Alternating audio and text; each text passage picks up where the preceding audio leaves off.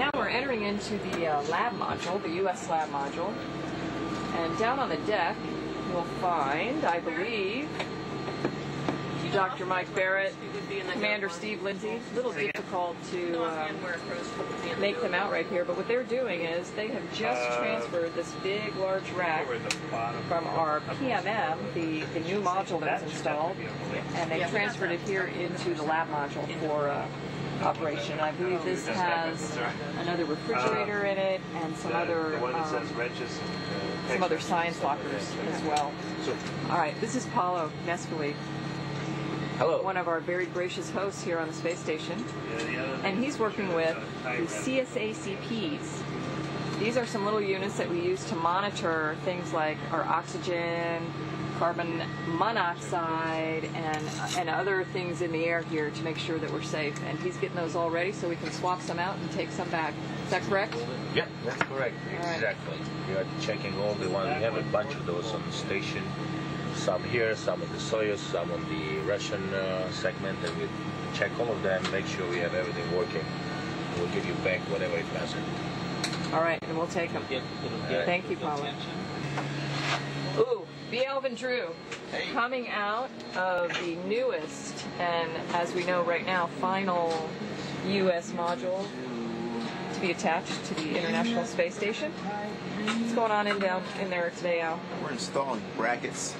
Brackets? Brackets. Brackets for racks. All right, because there's a lot of racks down in there, aren't there? A lot of rack spaces down there. And so this is a nice big new closet, kind of storage area. Yep. All right, and we're going to move things from the station in here and take some stuff back. And I'll just take you in and show you.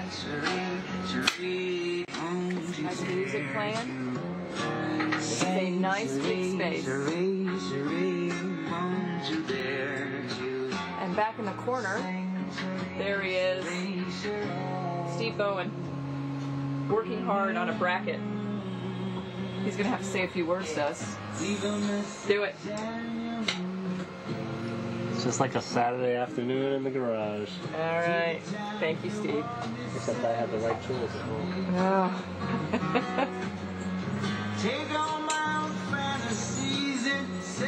The lovely Katie Coleman entering the PMM with tools. Ooh, maybe it's the right tools. Well, we're trying.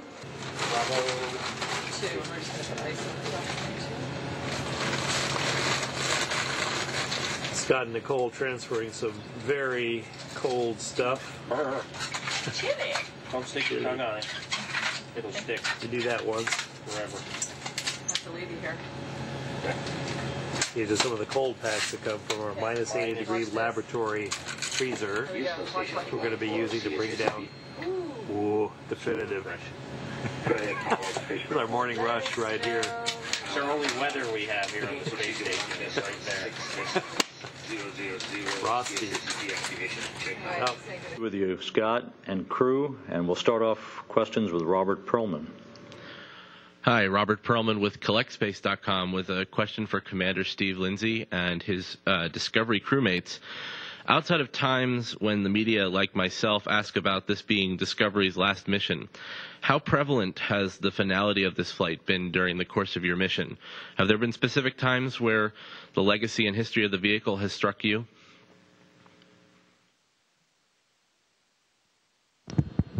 Well, that's a difficult question.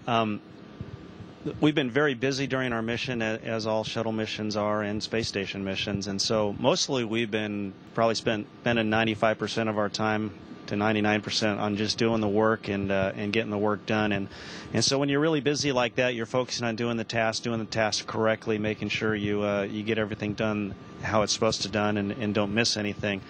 However, there are times, I know personally, when I've been reflecting about it being the last mission and what a wonderful vehicle it is, and probably, you know, we were coming up and docking, and when you look out the cupola windows, you can look right into Discovery's payload bay and see the wings and see Discovery written on the wings. And times like that, I really reflect about what a great vehicle it's been, 39 missions, nearly 1 year on orbit, and think about all the things that vehicle has done, and it's just really inspiring to me. and kind of bittersweet, and quite frankly sad that knowing that when we land, that will be it for this vehicle. Thank you. And to follow up on that, a question for Steve Bowen and Al Drew.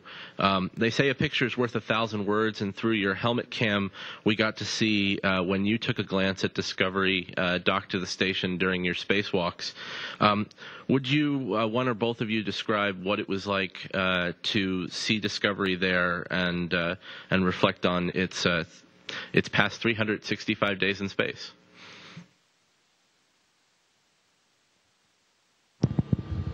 A lot of us repeated what Steve had from the cupola. Just to have Discovery right there and filling our entire visor up close and personal, you realize it's just a magnificent ship. It's huge, it's complex, just a wonderful, completely capable vehicle. And to be out there working on and around and near it is just a privilege. To be part of the legacy of Discovery is just, like I said, just seems like a blessing. This is Gerhard Daumer, the German Aerospace Center and Space Expo Association. Question for Al Drew. What was the most difficult and the most exciting moment during your EVAs?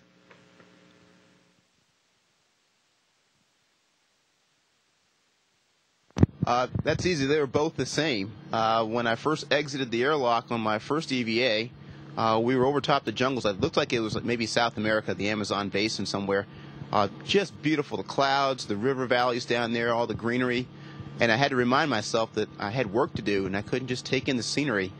So it was exciting, and it was difficult to tear my eyes away from that and actually focus on getting things ready for our tasks ahead. Question for Paolo. You accomplished about half of your long-duration mission. What was your most challenging task, and did you have any surprises, and what was your most exciting moment so far?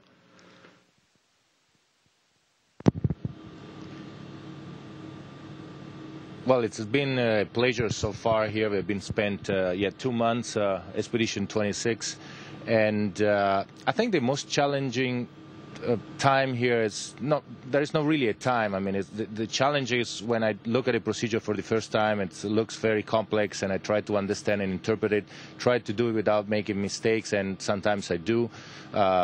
So I think those are for me are the most challenging times. But as usual, with familiarity, we're repeating things. Things get familiar, and we get to do it with no problems. And of course, we always have the ground control, mission control helping us and keeping us out of troubles. This is Jill Tolk representing the Cohasset Mariner in Massachusetts. A question for the East Coast, Steve. What has been the most challenging part and the most rewarding part of your unexpected shuttle flight?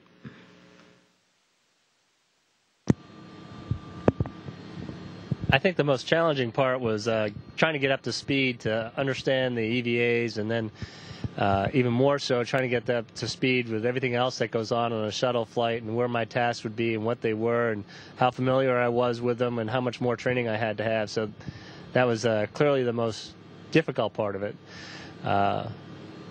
The best part really was, getting to work with the crew. It's 4 of my classmates from 2000 and Commander Steve Lindsay, and that's been great. Great crew. Just having the ability to spend time with them, it's been fantastic. And then getting up here with the ISS crew, it's been really the best part of it. Thanks for the good word, Steve-O. Now a question for the West Coast, Steve, and for Eric Bowe. What good Bowen anecdote from this week could you share with newspaper readers in his hometown?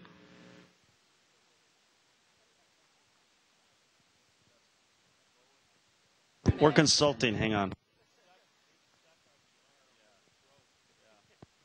I think our favorite Steve Bowen story for this mission so far was, and I'm sure there are more to come, was when Steve was taking the pump module off of a transporter on the truss segment, EVA, and Mike Barrett and Scott Kelly were driving him on the robotic arm. About the time they released that pump module, which is several hundred pounds, for Steve to take in his arms so they could fly him over to where it belonged, the entire space station robotic arm crashed, and which means he was stuck there holding this payload for not for what seemed like a really long time for him, but actually the crew did a great job reconfiguring to an alternate robotic workstation to get it back alive pretty quickly. But Steve was stuck there for probably, I don't know, 30, 35 minutes holding this pump module loose, and so it gave us an opportunity to joke with him and kind of make fun of him while he was out there stuck with nowhere to go. Mark Carreau for Aviation Week, and I have a couple of questions. The first is for Scott Kelly. Could you sort of explain how the extra time that Discovery is spending at the space station benefits the station ops the most? Well, in the original plan, they were not going to have much involvement in getting PMM basically emptied out of a lot of the hardware that needs to be disposed of on HTV. So when they were going to leave, we were going to really be in a time crunch to get all this, all these metal structures and foam and stuff that we want to dispose of in HTV, because HTV has to leave at a certain time. So by having the extension gives us 2 extra days of 6 people, which is a lot of crew time to get all that stuff or some of it done before they leave, and then it kind of it just helps maximize our time post undocking for things like science and other activities we have to perform on board the space station on a daily basis. Good afternoon, Enrica.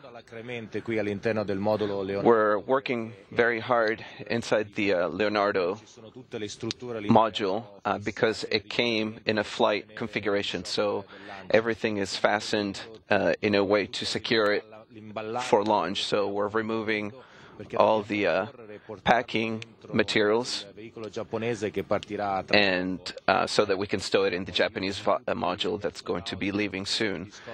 So we're using all the astronauts, including the Discovery crew, that are staying here another couple of days to help us with that. Buonasera Paolo, buonasera. Good evening, Paolo, and good evening to the whole crew. I'm from Sole 24 Ore newspaper. So in less than 2 weeks, on March 17th, it's 150 years of the unity of Italy. So how do you plan on celebrating aboard the International Space Station, an event that's so important for the nation? Surely, this is a very important holiday for our country. I'm a little limited in being able to celebrate. I have brought a little flag that I will be able to fly on that day, and from the cupola, which is also an Italian product. Seeing Italy from up here is a beautiful view, and I have tried to have everyone partake in it by sending pictures. And it's a country that stands out from the Mediterranean, both during the day and at night. It's easy to see how beautiful it is from a geographical and natural point of view, and we have to keep it in that way.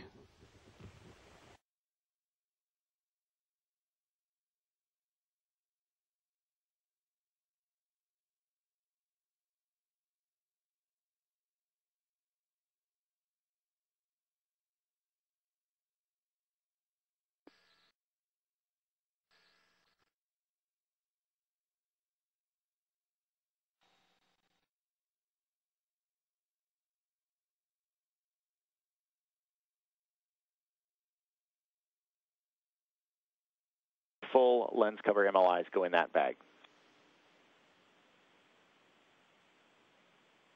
So that was airlock deck 2, bag 1078. That's where those 2 MLI lens covers with lens covers in them goes.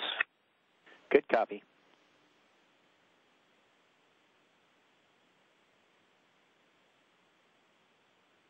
Houston, I'm 2 for water. Go ahead, Katie. Can you verify step 2.1 for me? Checking. Station crew members routinely also have a daily planning conference, a DPC. early in their day, a couple of hours after wake-up. In each case, they check in with their flight control teams around the world to review the plan for the day ahead, and in the evening to touch base on what they have been working on throughout the day today.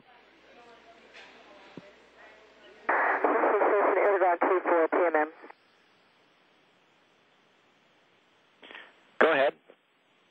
And Houston, the approximate time for the film? I am working in the PMM on step 10 Delta. And Katie, stand by, air to ground 2. We'll be right back with you. Okay, Nicole, go ahead for 10.2. It's step 10 Delta. Copy, 10 Delta.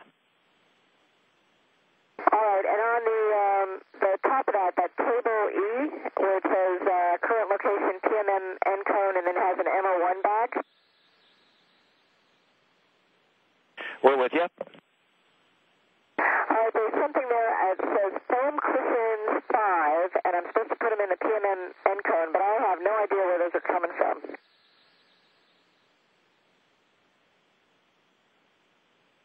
We will look. Thank you. And you don't see those inside the Melfi bag? Houston on 2, do you have inside of the MO1 bag, there are 6 cushions. So am I supposed to leave one of those in there? We're checking.